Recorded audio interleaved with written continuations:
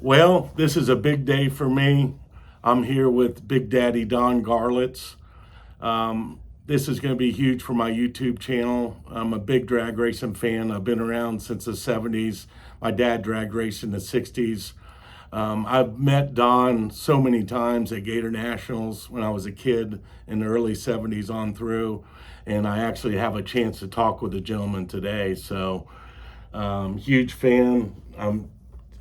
You're one of my heroes in life, Don, and I just can't believe I'm sitting here with you, talking with you about drag racing. So tell me what got you into it, and how things arrived through the 50s and 60s to get you to where you are now. I know that's covering a lot of ground, but tell me some of the milestones of drag racing that you thought were important. Well, my first drag race was on the street. Nice. I had just bought this old 40 Ford two-door sedan with $350. Really? And I was driving it down Florida Avenue toward home. We stopped this is when Florida Avenue was two-way instead of one-way like now. Yes. Stopped at Buffalo Avenue, and this kid pulled up beside me, a friend of mine, and we were both seniors now. We graduated out of the 11th grade, and both were able to have cars. That was about the rule then. The parents wouldn't let you have your own car till you was about 17. Oh, man. And so you turned 17 usually going into the 12th grade. So he had this brand new 49 Chevy Coupe. Their family had money, And he said, "Let's race." I says, "What do you mean?" He says, "When the light turned green, step on it." So the light turned green, I stepped on it. Of course, the Chevy was faster because the old Ford was wore out, But it was a thrill. We only raced about 30 feet, it wasn't any big deal. But it was a drag race, a real drag race, and I think that race hooked me. That's what I wanted to do from that point forward. Wow. But of course, it wasn't a business or anything in those days, It was just the first, and it would be a whole year later before a group of us went up to Zephyr Hills and got the city fathers to let us have the old abandoned Air Force training base. Oh, okay. The Army Air Corps. And we had about 18 of us. There was no clocks, no trophies, nothing. We just marked off the track for a quarter of a mile, and everybody raced everybody. And we just had a great time. Had a cop out there watching us to make sure that we only used that section of the runway that we promised and didn't go real fast, Sure. About 85 miles an hour was top speed. And we would do it up there once a month for a while and do that. I got pictures over here on the wall of the race. Really? My girlfriend was taking pictures and I didn't even know it. And I didn't marry her, but somehow or other that little pack, they used to give you the pictures in a little pack, Mm-hmm. and that got thrown somewhere. And when we moved from Seffner to Ocala, I was going through some stuff, and there was the pack of pictures. I couldn't believe it. Oh, my. From that race. Unbelievable. So when we did the book and used some of those pictures, I gave her credit for the photos in there. I don't know whether she ever saw it because I don't know where she's at. Yeah. And but then I met my future wife. And of course, this is 52, and drag racers were considered black leather jacketed hoodlums then. Really? And I had that Ford that you see in the picture, and I went for the first date. I had met her out at the lake. A friend of mine knew her girlfriend, and he liked her. And the girls didn't go out by themselves, and they usually took a girlfriend with them. Sure. It was like for safety, Of course. And of course, my buddy knew that, so how was he going to be smooching with his girlfriend in the car if he had another girlfriend? And of course, that's why they went together. Sure. So he took me out there to look after the second girl. And the second girl would be my wife someday. That is neat. And oh my God, she was beautiful, and I loved her. It was love at first sight. Love at first sight. And so I asked, Wayne was the guy's name, and I said, "Wayne, do you know her telephone number?" "Oh yeah." So he gave me her telephone number. I called her up and got a date for the next Saturday night to go to the movies.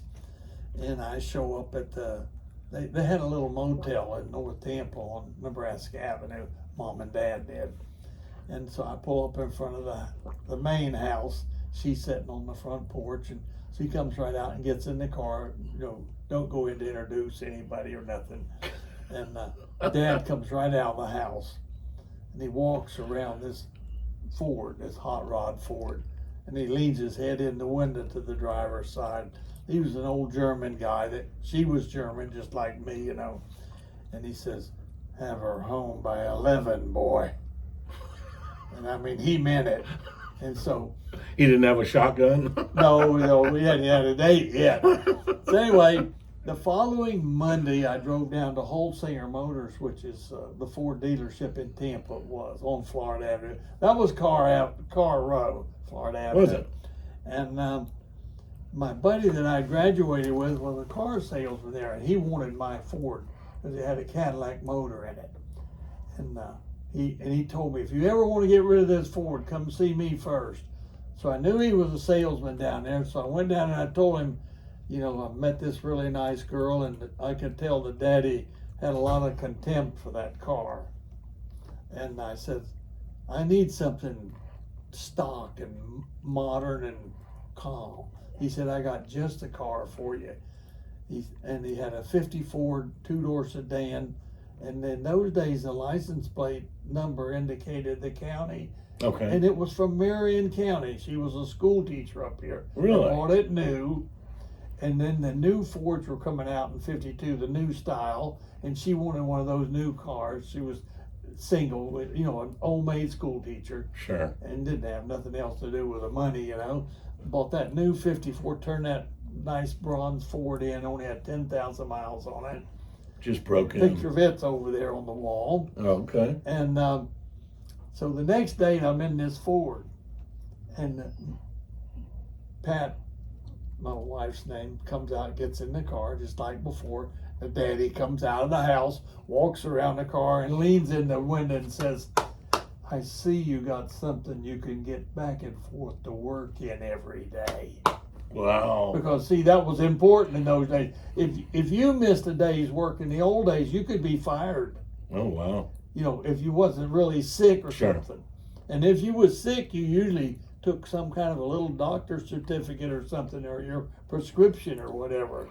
You didn't just call in and say, I ain't coming in today, because they had plenty of people to take your place. Sure. This was before all the safety nets and stuff. I tell you the truth, I think it was better. So how'd the first date go? The first date, it went fine. She liked me, and it was a double date. Naturally, I had to go pick up the other couple, and we went to a drive-in movie, and I had her home by 11. And then the next date we went by ourselves, and that was May of 52. I took her to her graduation dance. In February of 53, we got married. Oh, And we were married 61 years. Wow. And I never went to any drag races or nothing with it, all during the dating. And so we were married 3 months. And in March of 53, we decided to pack a picnic lunch and go to the Bach Tower, because the guy was going to be there, was going to play the bells. The Bach Tower, yeah. In Florida. Yeah. They have a piano by console, Lakeland. and you hit those keys and the different things hit the different bells. It's beautiful. And so on the way from Tampa to the Bach Tower, you go down Route 60. Mm-hmm. And as you enter Lake Wales, where the tower is, there was an old abandoned Army Air Corps field on the right. And it was a tiny little sign by the road that said, Drags Today. And I said, honey, you see that sign? I said, what do you say we go down there and see what's down there? And she says, I'd like that, because I heard all about this drag race, but we never went to one when we were dating. So we pulled down there, and there was a kid on the old dirt road before you got to the runway. And he said, that'll be 50 cents each. Do you want to run it? Oh, yeah. My Ford. My stock Ford. I said, yeah. He said, that's 50 cents more. So I give him $1.50, and I'm in the stock class. And I won my class. You see that little angel sitting there? Yes. The little on the plastic thing? Yes. That's the trophy. Get out. That is From funny. 1953, March. That's what started out, huh? And it was really a nice family affair. It was an NHRA club, and there was all the people down there, and the big guy, Richard Hogan, Charlie Hogan, the King, who we had raced on the street back in the day, won the whole race, won a big top eliminator trophy. And boy, that's what I thought. I got to win one of those big trophies. And so my wife and I bought a little 36 Ford. The lady next door had a 36 Ford. We had a little house rented in Sulphur Springs. And the lady next door had a 36 Ford coupe that was just immaculate. Oh, my. She bought it brand new and hardly ever drove it. And it was Australian pines, and it was a little narrower way coming into the driveway. And she came in just a little bit too hot on that dirt road, and it skidded, and the front bumper hit the first tree and kind of snapped around it, and the tree is now trapped between the bumper Oh, no. and the fender, and it bent the fender in. And she tried to back up, and it couldn't, just spun the tires, and she couldn't go forward. And she come over next door, and she knew I liked hot rods, because I was always working on my 50 Ford. And I'd ask her about this Ford, did she ever want to sell it, you know. And I mean, it was immaculate. She said, you still want to buy my 36 Ford coupe? I said, I do. I said, what do you want for it? She says, $50, but you got to get it off the tree. And so I gave her $50, and a couple of my buddies came, and we just pulled it sideways, you know, and drove it over in the yard. And I just completely ruined it. There's pictures of it up here somewhere.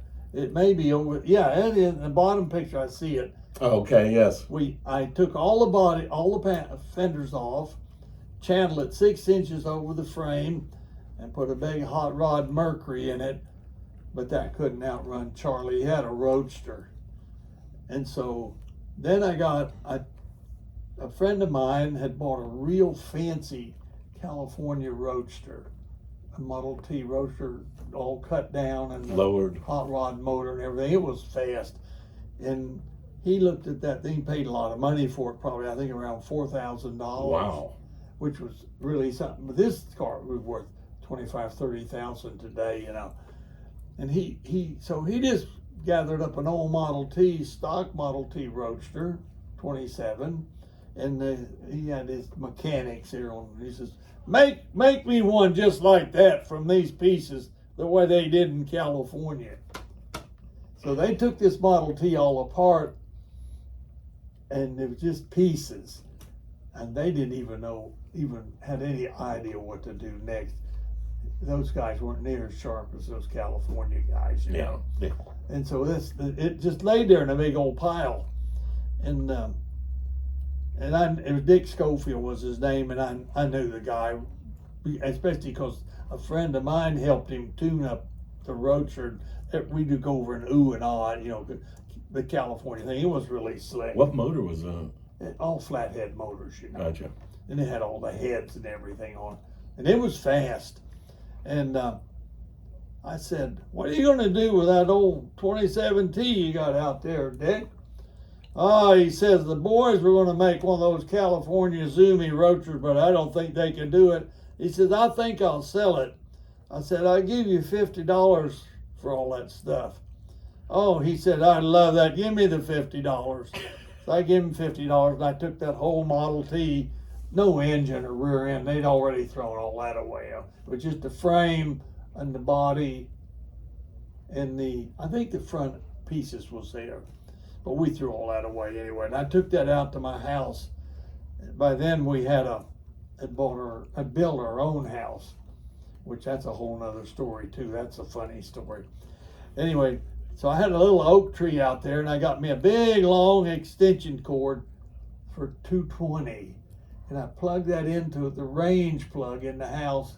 Come out the front door to my oak tree, and I plugged my electric welder into that. That welder's over in the antique building. Really? And I built me my first roadster right there in my front yard. And which is out here, isn't it? Don't you have the it? roadster's in the building. Yeah. I found it in Georgia years and years later. And the only reason I knew it was mine because I had put a special mount I'd made on the steering that had a swing pedal for the brake. And I was up in Georgia at a Model T place looking for parts. And I said, "Do you ever get any 2017 Roadsters in here?" I said, "They don't have to be good. I'm going to make a hot rod out of it." And he said, "You know, there was some guys here a couple of years ago, and they had one of them old bodies, but it weren't no good." He said, "We just pushed it over down in the ravine there." He said, "Go down there and look at it and see if you can use it." And I went down there about 50 feet down in this ravine with a whole bunch of other junk. That's where it all went, see. I said, "Son of a bitch, this is my roadster," but I didn't want to tell him that. No, of course not. So I come up out of the hole. I said, "You know, I might be able to fix that. Now, what do you want for it?" "Oh," he says, "why don't you just take," I was buying some other parts from him. "So you just take it out. I don't want nothing for it." So we brought it back here and restored it. That was a find, let me tell you. Oh my gosh. And anyway, that beat Charlie, and I got my first top eliminator. Now, this Charlie Hogan is the father of Richard Hogan, the crew chief on the Capco cars. Really? That won 5 or 6 world championships in a row. Who drove that car? And he was my crew chief for years. Really? When I raced.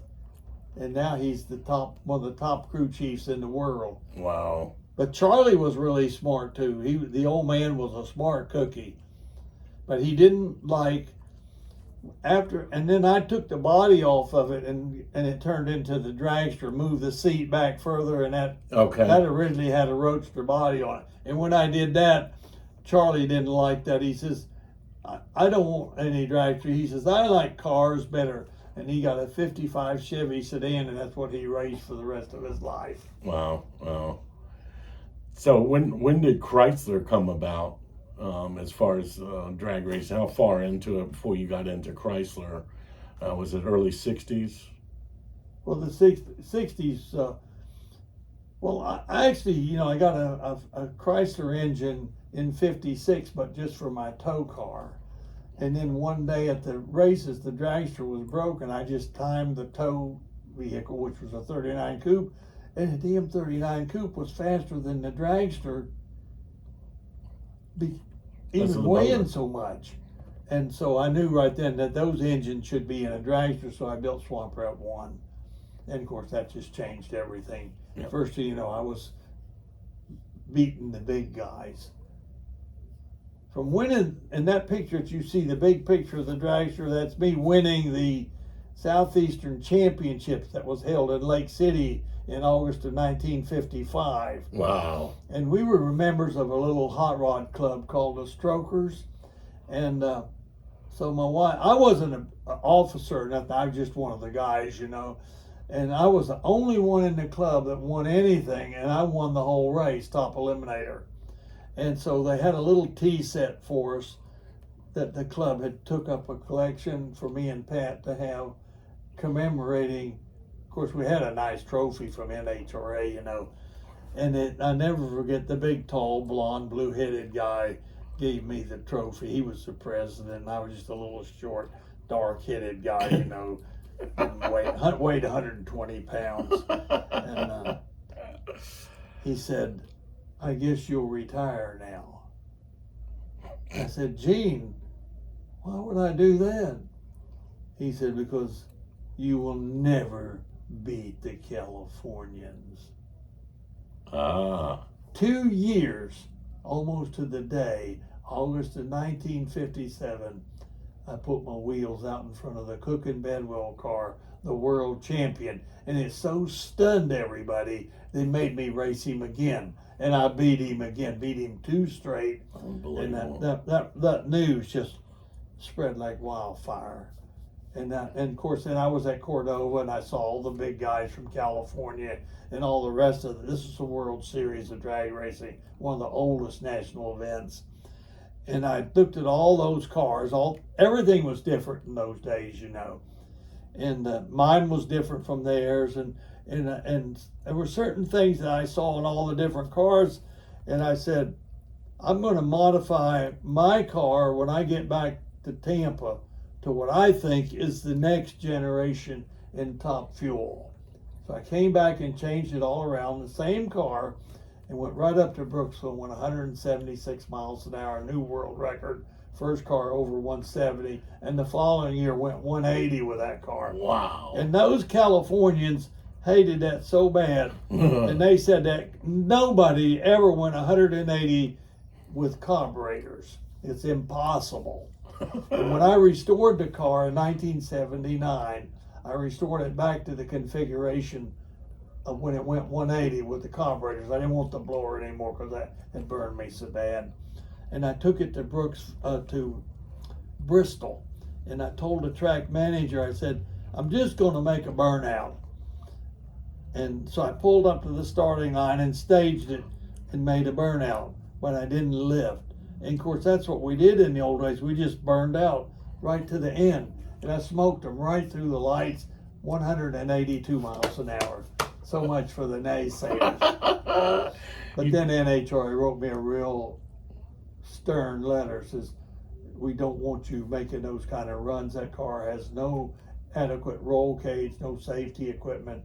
And for those kind of speeds, you need a different configuration. Now you can make short burnouts, but do not drive it through the lights anymore.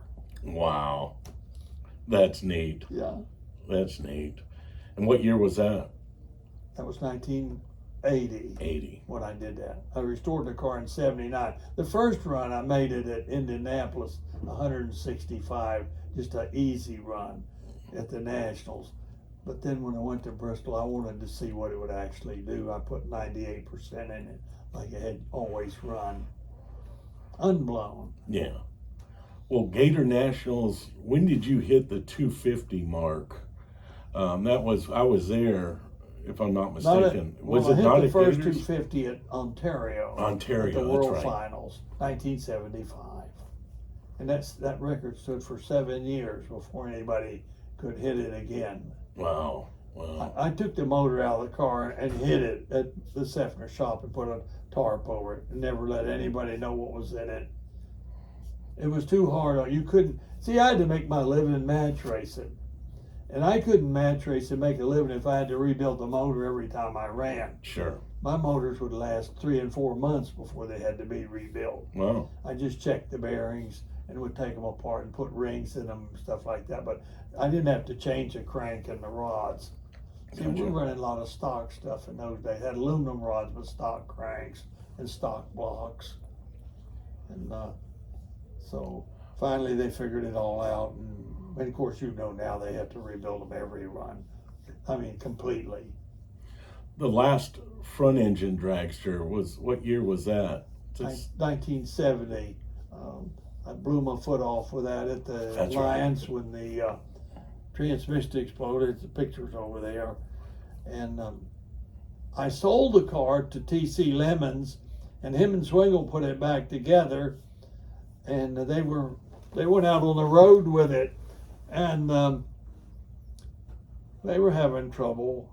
And in Bristol again, there was a Spring Nationals at Bristol for the American Hot Rod Association.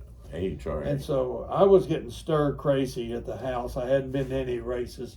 I still had, my foot was still wrapped up in bandages, but I was getting around on a crutch pretty good. And I told my wife, I said, I just got to go up and watch the guys at Bristol. She said, don't you drive that car. I said, you don't have to worry about me driving that thing. So I went up to Bristol, and I'm just sitting around watching everything. And they had 4 qualifying passes and 3 runs. Swiggle smokes the tires on each run. He's not in the show. There was one run left, and Swingle told TC, he said, this car is no good anymore. When they blew it in two and we put it all back together, it lost all its integrity. It doesn't have enough flex anymore. And he said, we're not going to be able to get in this show. I said, Swingle, take your fire suit off. We were about the same size. I put his fire suit on, and I'm sitting over on the tailgate, and I'm putting the fire boots on, and Richard Tharp comes up, and his foot was down like that, you know.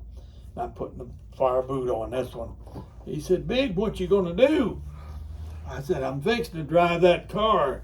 I put his foot up here, and the end of the bandage, it's still leaking. It's wet out there, nasty looking out. Oh. And I pull the fire boot over that, and Tharp just fainted. He couldn't stand that. He had a real weak stomach about that kind of stuff. Yeah.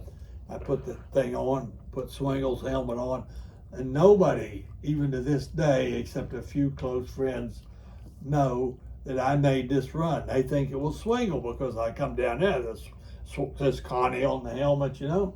Top time, low ET of the meet, #1 qualifier. I go back to the pits and I said, she's all yours now, Swingle. So much for the band. And of course, he just smoked the tires in the first round, you know. And I didn't even tell my wife that I drove it. And but the word spread, you know, in the pits, and it got to Jim Tice, who had me hired for the AHRA circuit, and he was letting Marvin Swartz stand in. Marvin had put Don Garlits on his car and was, you know, because I was hurt. And Tice called me up. He says, I ain't paying Marvin no more to appear as you. You made a run at Bristol, your top speed and low AT. He said, if you want to do this contract, you're going to have to do it yourself. And in the meantime, TC, who owned the car, fired Swingle when he smoked him in the first round. He said, you can't drive anymore. You've lost your touch. And so I told Tommy, I'll drive it for 40% of the gross. And that's the only time I ever drove a race car for him. So I finished the year out for him, never blew another engine. Never knew that. And the last race was really the best one. It was at Fremont against the Snake.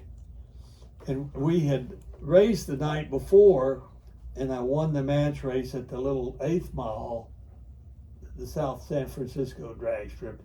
It was only there. Champion Speed Shop owned it. Really? Then the next day we had a big race at Fremont. And on the last run, a pin come out of the blower. This was Lemons had bought a blower from Don Cook, and he didn't put triple pins in them. And the pin come out of that rotor, and the rotors hit together, and it backfired and blew the bottom out of the manifold, and he didn't have any spare parts. So the Snake had a spare manifold, because I'm racing him the next day too. He said I could use his manifold. So we went over to the Cow Palace. The guy had a Top Fuel dragster over there, and we used the Snake's manifold, and he had a spare stock blower in the trailer. So we put that on the dragster, and the guy at the Cow Palace had a whole bunch of the rubber lines, so we fixed the rubber lines for the port nozzles. Worked all night and got that thing where it was ready to go, and went out there and beat the Snake 2 out of 3 with that thing, and then took it apart and gave him his manifold back before that hurt. And he was pissed to me, tell you. I was thinking the other day, the Snake told me one time, he said, and he told the press this too, he said, Garlits ran me out of Top Fuel. And so I was driving somewhere on this it was to Atlanta a couple of weeks ago. And I started thinking, where did the Snake ever actually outrun me? And I thought, and there was only one time he actually outran me, and that was at a match race at Cordova on one run. He put a wheel out in front of me at Cordova. Just one time. One time. And the big one, the big race, was really something else. This was 1966, January. The Drag Racing magazine had this great big trophy. The #1 top fuel drag racer in the nation, and the Snake and Garlits was going to run for it because these were the two top guys. And of course, he made his name in dragsters in the Greer Black and Prudhomme car. Yes. They just beat everybody in California. But we went out there and raced him one time with Swingle in the Swamp Rat 3 and outrun them at Lions. Oh, they hated that. Wow. So anyway, they had this great big trophy, and then the winner got that, and then the loser got a smaller trophy. And those fools engraved the plates for those trophies before the race. And it was two different plates. The winning plate was different than the losing plate. And they had my name on the losing plate, and the Snake was going to get for sure he was going to win it. He was so tough, at that point.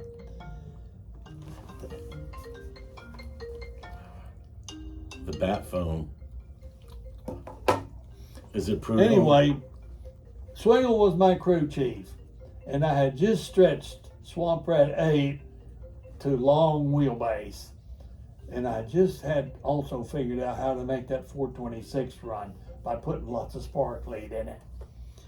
And we beat the Snake 2 out of 3 there at Half Moon Bay, and they had to swap the plates, and they couldn't put my plate on the big trophy because it was different, so they just laid it up there and taped it on the.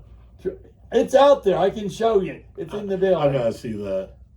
I mean, it is, and it was this cutest little blonde you ever seen in your life, and she was so pissed because she was going to go spend the night with the Snake, the winner, and the Snake just hauled ass out of it. He was so pissed, and I was so tickled that I won the race.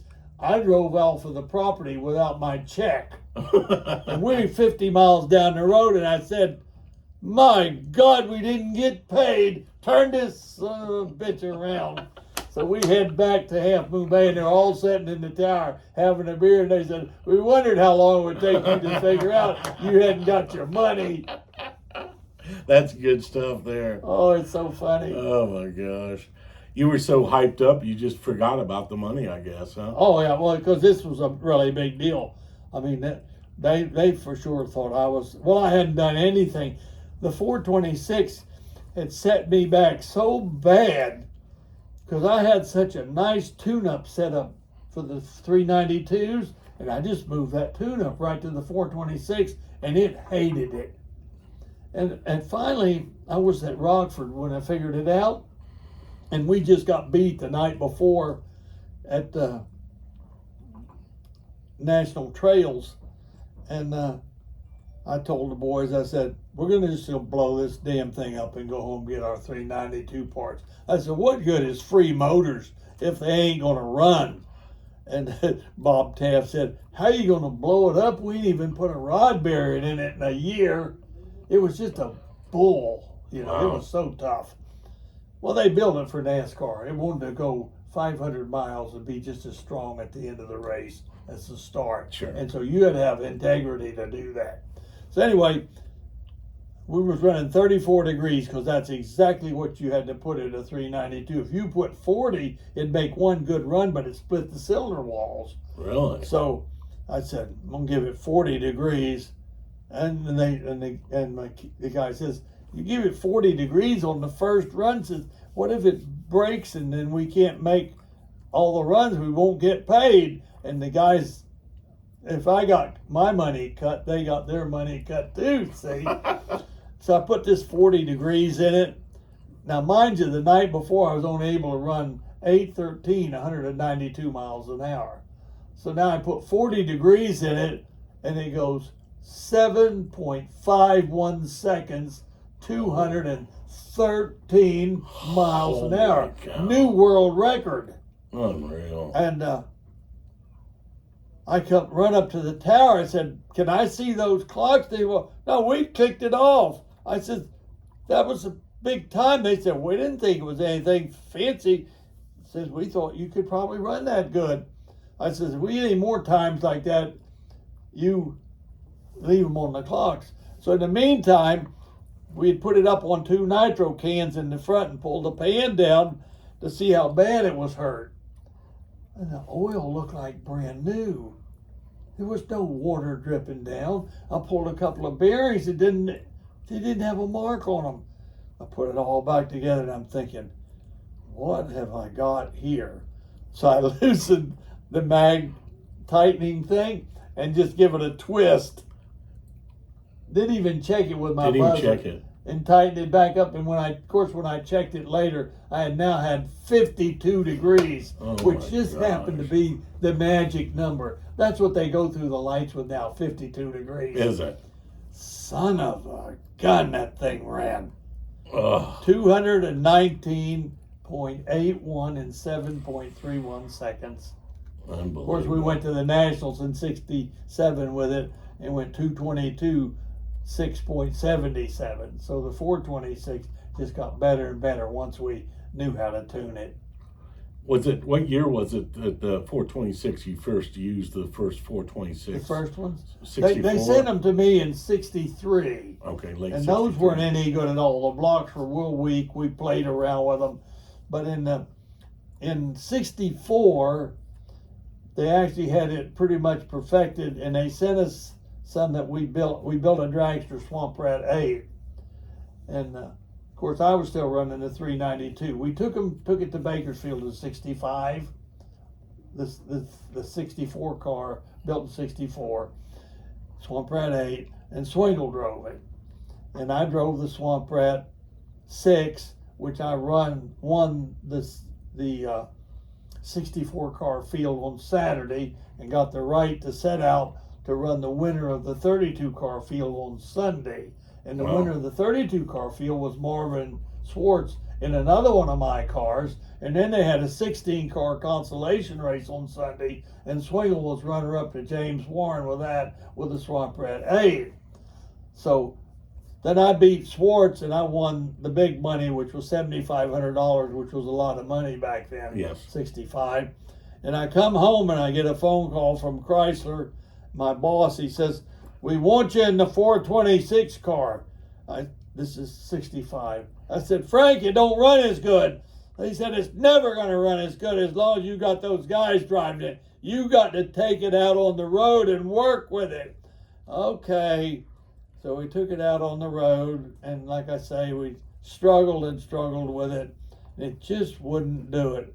I got beat in the first round at most all of them. It would qualify, but I couldn't go anywhere with it till I finally bumped that spark up. And I don't know why I never bumped it up sooner, but I was just so many guys, I'd blown up so many 392s, they'd race me in the final round, and then they jacked the spark up, to try to beat me.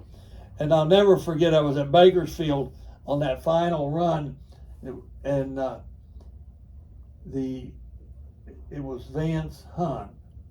Okay. Borrowed the motor out of Don Cook's car. He'd blown his up with a lot of leads, and now it was time to race me. And he said to Cook, he said, "If I tear it up, I'm gonna get you another nice 392 block." And he says, "I understand that." He says, "Do you mind if I put 40 degrees in your 392? He said, "You can back it up 2 degrees if you want to." He already had 42 in it. That's crazy. Cook, he ran them hard. Cook used hydrazine, and we used to say, "If the flames are green, Cook will be mean." Because when you run hydrazine, it turns the flames green. Yes. Unreal. So that was the first 426 Hemi. You got it perfected in a couple years to where it was as good as the 392.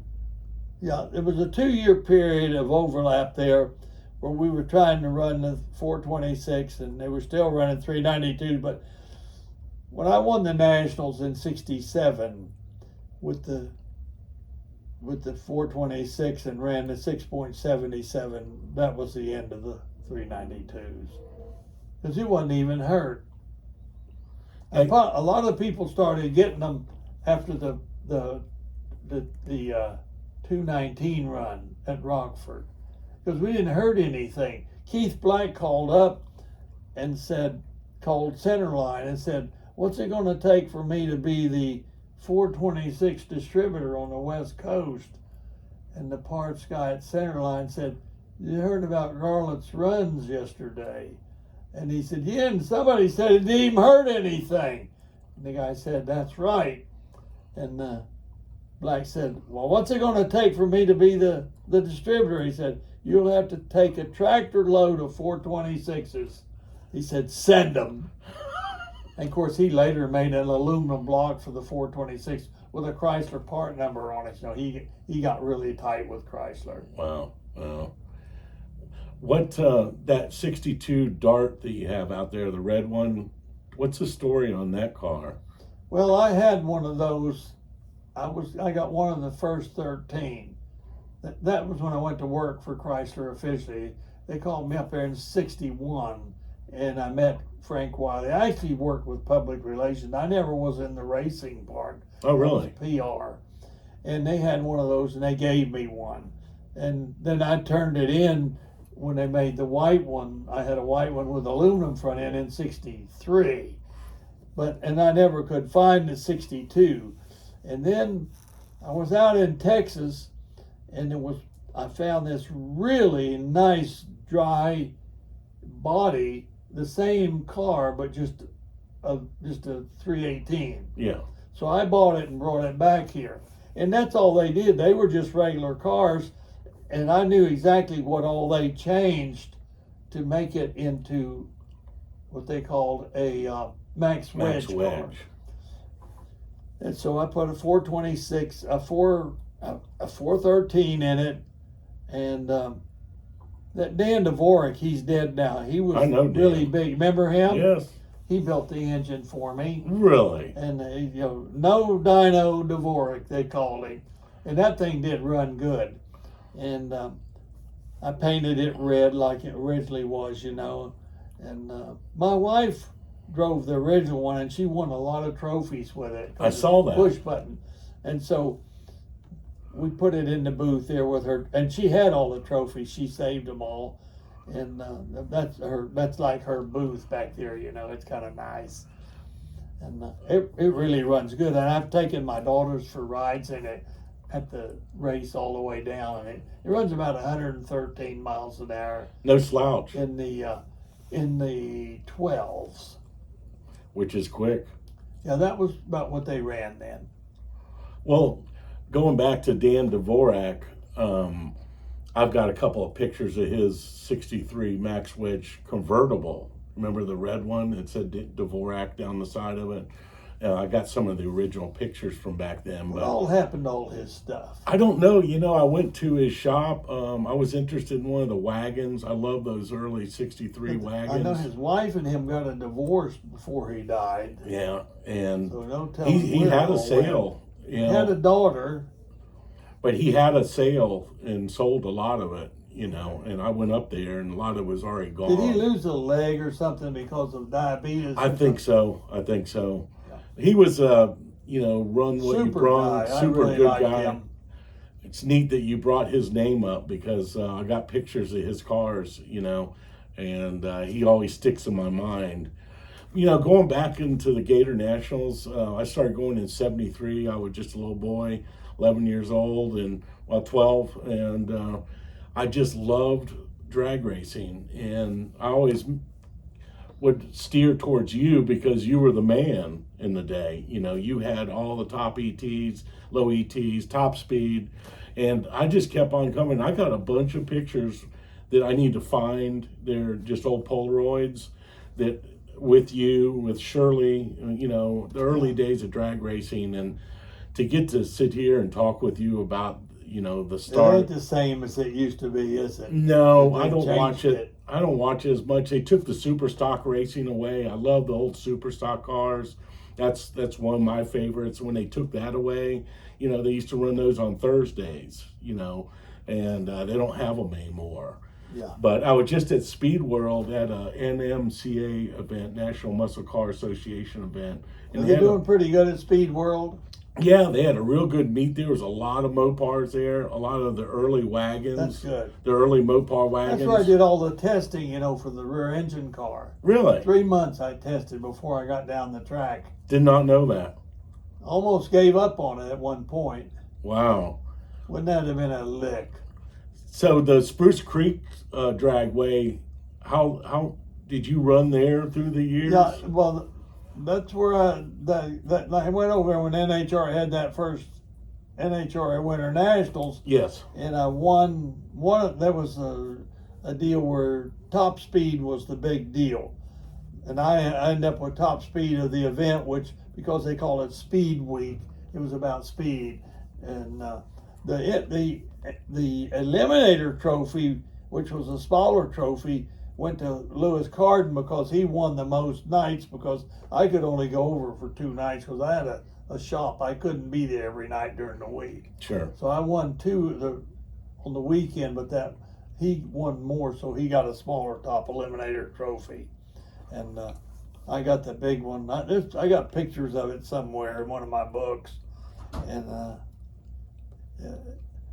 the first night there, I won my class, and then I had to run Lewis Carden for the final.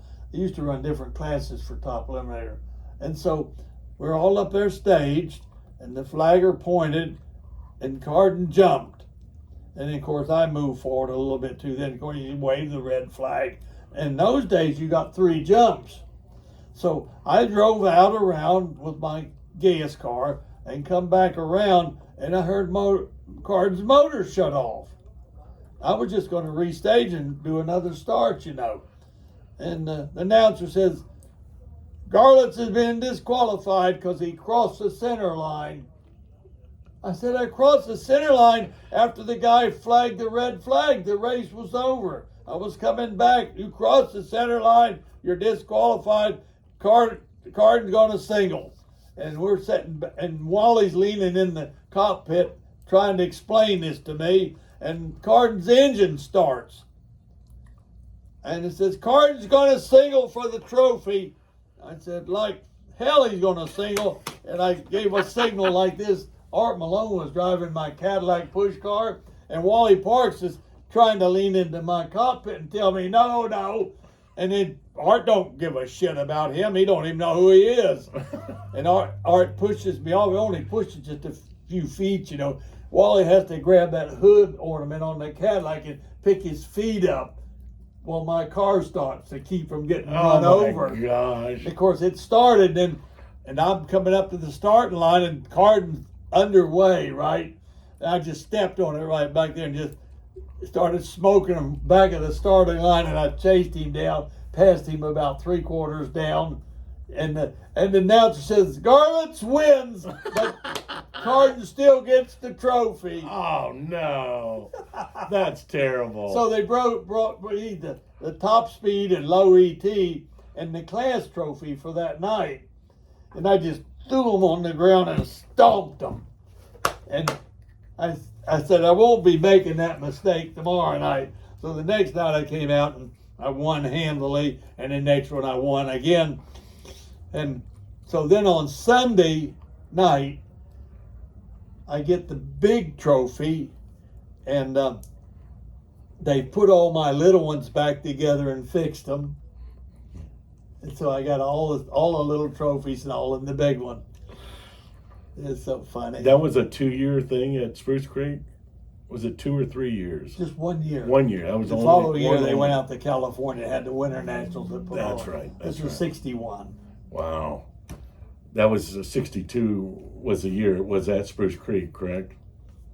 62 was at Pomona. Oh, okay. So 61 was At Spruce Creek. at Spruce Creek. But then we went back to Spruce Creek only with the super stock. and did some super stock racing there. They had some super stock events. Yeah, my dad used to race there. My dad's brother had a Chrysler dealer, a Dodge dealer, back in the day, and he was getting those cars, and he had a bunch of those trophies. I don't know where they went. He's passed on now, but really neat stuff. Well, All right, I'm going to have to get going. all right, Don. It's been a pleasure, Yeah. and man, I tell Always you a what, pleasure. you just made my Come back day today. anytime. I will, and thank you all. Hope you like this.